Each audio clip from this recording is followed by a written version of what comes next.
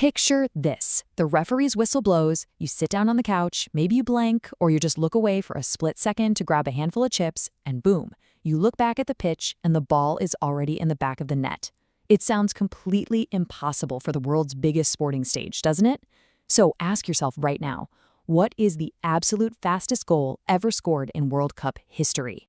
Just 11 seconds. That is literally all it took. Back in the 2002 tournament hosted by South Korea and Japan, Turkish striker Hakan Şükür absolutely shocked the world and the host nation during the third-place match against South Korea. I mean, from the opening kickoff to the ball crossing the goal line, a mere 11 seconds went by. Turkey actually went on to win that match 3-2, with Şükür adding 2 assists to his name as well. It's just a jaw-dropping record that instantly proves exactly why this tournament is so utterly captivating.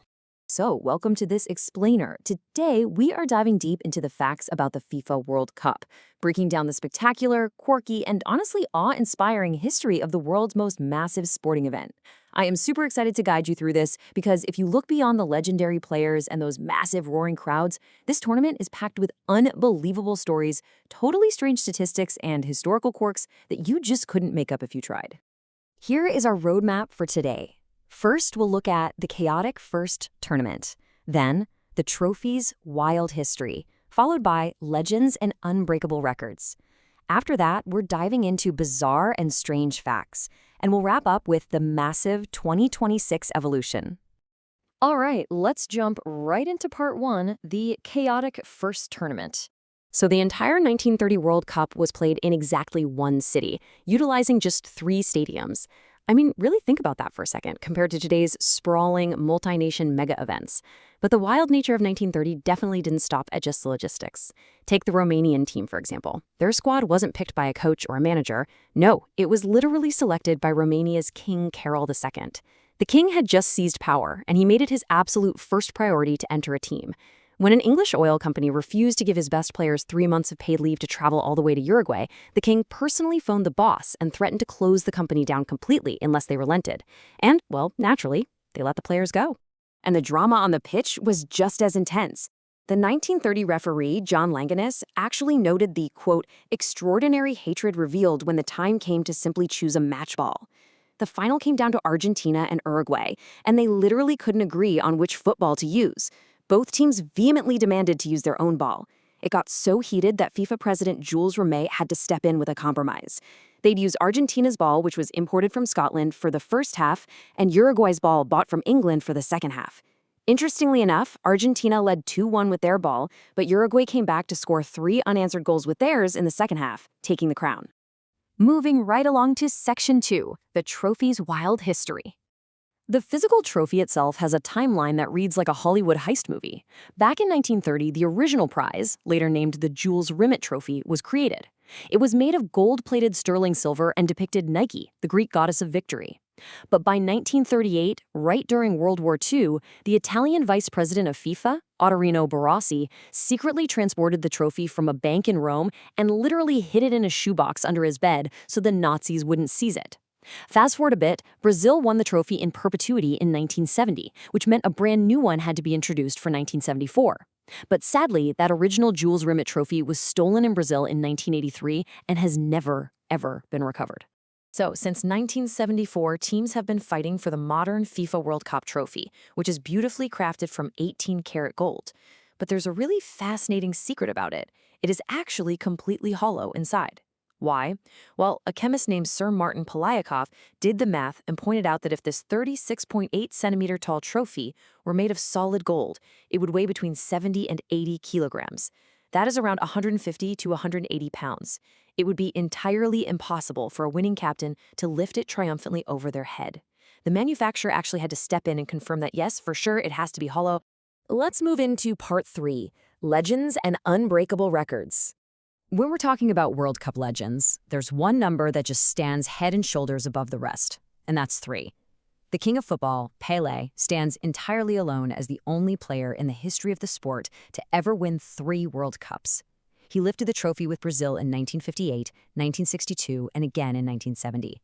Remember, he made his debut as a 17-year-old prodigy in Sweden, completely transforming his team's fortunes overnight. And while there are a handful of legendary two-time winners out there like Cafu and Ronaldo, Pelé's record of 3 remains absolutely entirely unmatched. And speaking of age, there are some truly staggering extremes when it comes to who steps on the pitch. Now, you might assume Pelé was the youngest player ever, but that record actually belongs to Northern Ireland's Norman Whiteside. He played in the 1982 tournament when he was just 17 years and 41 days old. But then, if you look at the complete opposite end of the spectrum, consider Egyptian goalkeeper Essam El Hadari. During the 2018 World Cup in Russia, he took to the pitch against Saudi Arabia at the mind-blowing age of 45 years and 161 days. All right, next up, number 4, bizarre and strange facts. No, this is not a full Olympic roster you're looking at. This is actually the athletic resume of just one man, Brazil's Perguinho. He was the guy who scored Brazil's very first World Cup goal back in 1930. But get this, he was an absolute freak of nature who competed in 9 other sports. The stories about him are basically legendary. For instance, on one single day in 1925, Perguinho won his 3rd 600-meter swimming title, immediately jumped out of the water into a taxi, and arrived just in the nick of time to make his football debut and help his team win a tournament. Just incredible. Now, of course, not all records are glorious ones. The national team of Mexico actually appears in the history books for a very unwanted reason. Across all their historical appearances in the tournament, they hold the record for accumulating the most defeats, suffering a total of 28 World Cup losses. It's definitely a tough statistic to carry around, but on the flip side, it's also a massive testament to how consistently they actually manage to qualify and compete on the biggest world stage year after year. Okay, here is the ultimate trivia question for you. Which country has played exactly one World Cup match in their entire history? The answer is the Dutch East Indies, which we know today as Indonesia. Back in 1938, they made history by becoming the very first Asian nation to compete at the tournament. However, because the tournament format back then was a brutal straight knockout, they played their single match, they lost it, and now they hold this strange, permanent record of being a one-match wonder on the global stage. Which brings us to our final section, the massive 2026 evolution. For decades, we all really grew accustomed to a 32-team format with 64 matches, right? We saw that as recently as 2022. But 2026 just completely rewrote the playbook. The field massively expanded to 48 teams, competing across 12 groups of 4. This single change ballooned the schedule to an astonishing 104 matches. When you compare that modern, sprawling spectacle against the tiny 3-stadium origins we discussed back in 1930, the evolution of the scale here is simply insane. And naturally, with way more matches came a total rewriting of the record books. The 2026 expanded format was an absolutely unprecedented showcase. Lionel Messi became the oldest player to score a World Cup hat-trick. Cristiano Ronaldo extended his own unbelievable record by scoring in a staggering 6th different World Cup edition.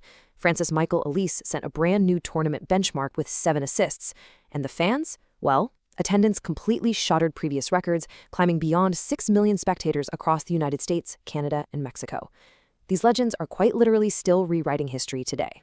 We've seen an 11-second goal, a priceless gold trophy hidden away in a shoebox, a guy who somehow played 10 sports at an elite level, and the evolution into a 104-match global phenomenon. The record book is always vulnerable. So I want to leave you with this thought. As the tournament continues to grow in this massive expanded format, whose unbreakable record is about to fall next? Thank you so much for joining me for this explainer. Keep feeding that curiosity, and I will see you next time.